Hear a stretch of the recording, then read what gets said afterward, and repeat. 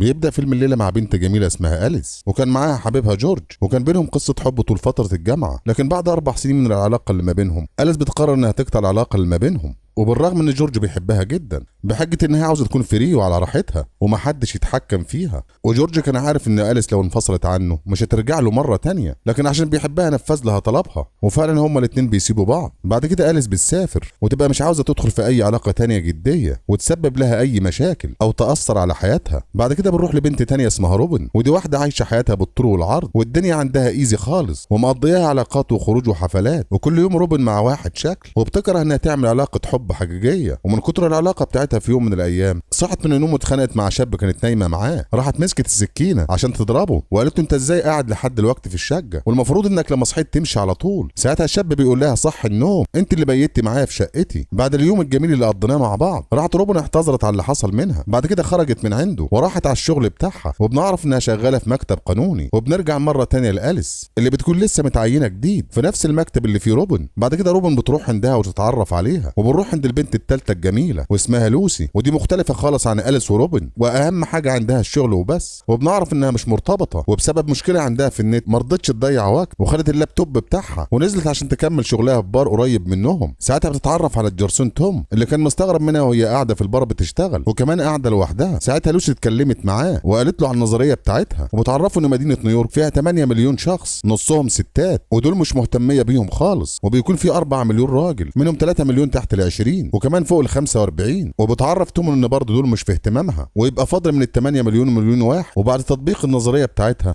ما لقيتش في المليون اللي باقيه واحد منهم مناسب عشان يكون فتى احلامها، عشان كده هي سنجل لحد الان وقاعده لوحدها بتتكلم معاه. بعد كده لوسي في اخر اليوم بنشوفها قاعده مع شاب جنتل خالص واي بنت تتمناه انه يكون فارس احلامها، لكن لوسي مش بيعجبها اسلوبه في الكلام وعشان كده قررت انها تخلع منه. في نفس الوقت أليس وروبن بيدخلوا نفس البار اللي هي قاعده فيه عشان يحتفلوا مع بعض بمناسبه اول يوم شغل لأليس. وقتها روبن قالت لها سيبي لي نفسك خالص لان هنا انا الكوماندا والبار لعبتي، وكمان عشان اعلمك ازاي تعيشي حياتك وخليكي تشقطي اي شاب يعجبك وتعملي معاه علاقه عابره من الجديه. بعد كده روبن بتطلب منها انها تتعرف على اي شاب قريب منها، وفعلا أليس بتعمل كده لكن للاسف بتفشل عشان اديلها فتره ما دخلتش في علاقه من ساعه ما سابت جورج. بعد كده روبن بتعرف على توم ويسهروا ويحتفلوا مع بعض هما الثلاثه لحد ما صحت تاني يوم هي وروبن ولقيت نفسها في بيت اختها ماجي اللي هي كمان سنجل. وقتها بيكونوا هما الاثنين اتاخروا عن ميعاد الشغل، وفعلا بيروحوا الشغل متاخرين 3 ساعات ونص عن الميعاد المحدد. وفي الشغل أليس بتحاول تقطع العلاقه مع توم اللي سهرت معاه ليله امبارح لانها بتحب تكون سنجل، لكن في اخر اليوم بتروح عنده لانها مش قادره تعيش من غير ارتباط او علاقات من الجديه. ساعتها توم بيتكلم معاها ويطمنها وقال لها لو انت بتدوري على علاقه حب حقيقيه انا مش مناسب ليك، لكن لو بتدوري على علاقه عابره انا تحت امرك. راحت أليس قالت له انا بفضل ان اكون سنجل عشان ما تخونش حبيبها السابق جورج. بعد كده توم بيقول لها فكره انك تكوني سنجل صعبه جدا ومش هتعرفي تعيشي حياتك، وبيعرفها انها ممكن ما تستمرش مع حد لفتره طويله وما تخليش حد يتعلق بيها، وعرفها ان اهم حاجه ان الثلاجه تكون فاضيه عشان ما يقعدش يفطر معاكي. تاني حاجه قطع الميه نهائي عشان ما يكونش فيه اي طريقه للشرب، وبكده الموضوع هيكون عباره عن ليله واحده والموضوع هيخلص بعديها. وبيعرفها ان هو ماشي بالمبدا ده، لكن أليس مش بتقتنع بكلامه وتسيبه وتمشي. بعد كده بتتصل بحبيبها جورج عشان تتكلم معاه، وساعتها عرفته انها ندمانه على اللي حصل ما بينهم وعاوزه ترجع ليه مره تانية، لكن جورج بيقول لها انا سمعت كلامك وتعرفت على بنت تانية وبنحب بعض جدا واسمها ميشيل، وعرفها ان مش عاوز يرجع لها مره تانية لانه مش لعبه في ايديها، وكمان بيقول لها انا سبتك من فتره ومش عارف من غيرك كنت بتعملي ايه. وفعلا جورج بينفصل عنها نهائي. بعد كده أليس بتحكي لاختها على اللي حصل بينها وبين جورج وكانت زعلانه جدا ومتاثره. ساعتها اختها بتحاول تقنعها انها تعيش حياتها وتكمل بقيه طريقها من غيره وتعيش حياتها سنجل. بعد كده ماجي اختها بيسيبها عشان اخرت على الشغل، وبالليل بيتقابلوا في شقتها وتعرفها ماجي ان صاحب الشقه رفض ان اي حد يبات معاها وبيهددها انه ياخد منها الشقه وهي كمان هيمشيها، كل ده بسبب المشاكل اللي حصلت. وساعتها طلبت منها انها ما تعملش مشاكل،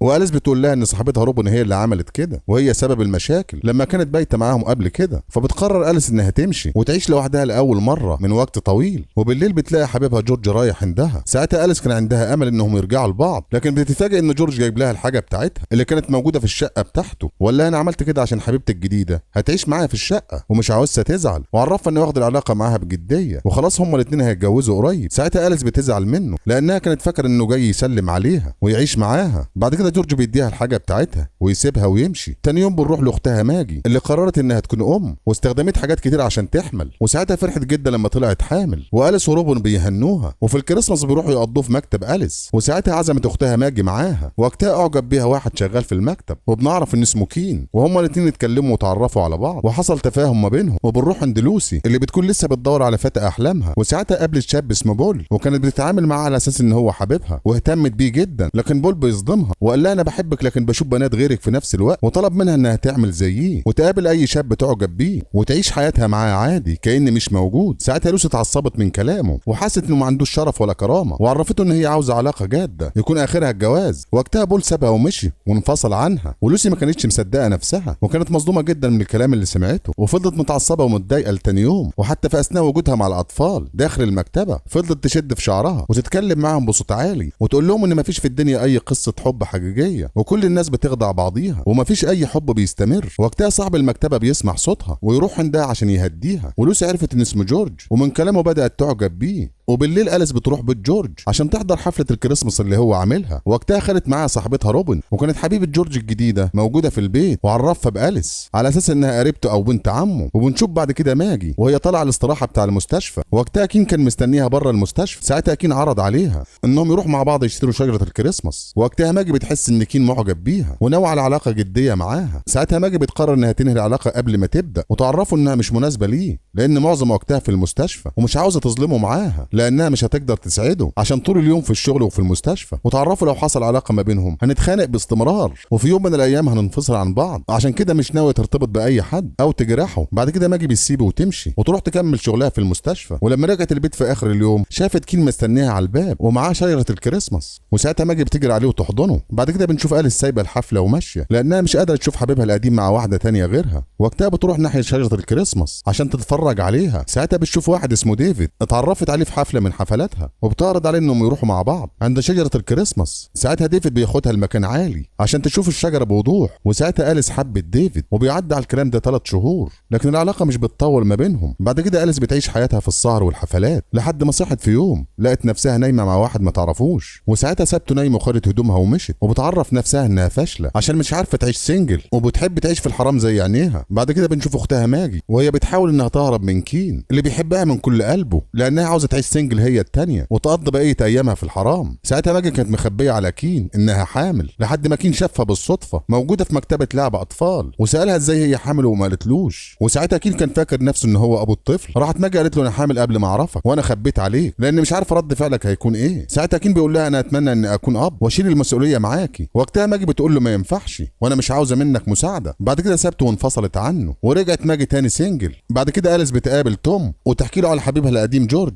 وكل واحد منهم اتكلم عن حياته الخاصه والشخص اللي بيفضله ويحبه. زي ما هي اتكلمت عن جورج، توم اتكلم عن حبيبته لوسي وقال لها ازاي لوسي بتحب واحد زي جورج واللي مش شبهها خالص وكان لازم لوسي تكون معايا انا. تاني يوم أليس بتكون عامله حفله عيد ميلادها وكل اصحابها موجودين، وجورج وديفيد وتوم بيتجمعوا في مكان واحد وساعتها اتعرفوا على بعض. وبنعرف ان روبن هي اللي عملت كده وعزمتهم. ساعتها أليس بتحاول انها تستخبى من ديفيد لحد ما ديفيد شافها وراح عندها عشان يحتذر ليها على اللي حصل منه. وبعد كده ديفيد بيسيبها ويمشي، وأليس بتتعصب على روبن عشان هي اللي عزمت ديفيد وبيتخانقوا مع بعض شويه. عشان كده أليس سابت الحفله ومشي وكانت متعصبه وزعلانه. ساعتها جورج بيروح يتكلم معاها وعرفها انه وحشاه ومشتاق ليها. وقبل ما تحصل اي حاجه ما بينهم جورج بيقول لها انا هتجوز ميشيل بس انا شاكك في حبها ليا. ساعتها أليس بتقول له انا غلطت عشان سبتك وغلطت اكتر اني استنيتك الفتره دي كلها عشان ترجع لي مره تانية. وبتعترف فعلا انها مش عاوزاه ولا عاوزه ترجع له مره تانية. بعد كده بتقول له ان لازم يركز اكتر في حب ميشيل عشان ميعاد الجواز قرب. وكمان أليس بتبارك له على الفرح. وقتها أليس لاول مره كانت عاوزه تكون سنجل. بعد كده بتسيبه وتمشي عشان ترجع لبيتها. وقتها شافت صاحبتها روبي بتحاول انها توقف تاكسي باي طريقه لان ماجي قربت تولد، وفعلا كلهم بيروحوا المستشفى وماجي بعد 10 دقايق بتولد. ساعتها كين اول ما سمع راح المستشفى وهناها وقال لها رغم ان تصرفاتك مجنونه لكن بحبك. ساعتها بتديله الطفل عشان يشيله. وساعتها ماجي قالت له انا كمان بحبك وبتتمنى ان يهتم بالمولود معاها لانها مش قد المسؤوليه. وفعلا هما الاثنين بيرجعوا لبعض، وأليس هي كمان بترجع تكمل حياتها من جديد، لكن كانت اهدى في علاقاتها وتصرفاتها المجنونه. وقتها فكرت في صاحبتها روبن روبن وقررت انها تروح عندها، وفعلا بتروح عندها واعتذرت لها على اللي حصل منها وبتعرفها ان هي اعز اصحابها، وفعلا روبن بتسامحها وتنسى اللي حصل ما بينهم. بعد كده أليس بتعيش لوحدها فترة طويلة عشان تعيد تقييم علاقاتها. ساعتها بنعرف في ناس بتدور على الاستقرار زي ماجي وكين، وفي اللي ما يحبش الاستقرار زي توم، وفي اللي عايش حياته بالطول والعرض ومقضيها حفلات وخروج زي روبن، وفي ناس كتير ضيعت فرص من قدامها وغيرهم انتهزوا الفرصة زي لوسي وجورج. بعد كده أليس بتبدأ أخيرا حياة جديدة مختلفة وجدية عشان تقدر تحقق حلمها وأهدافها.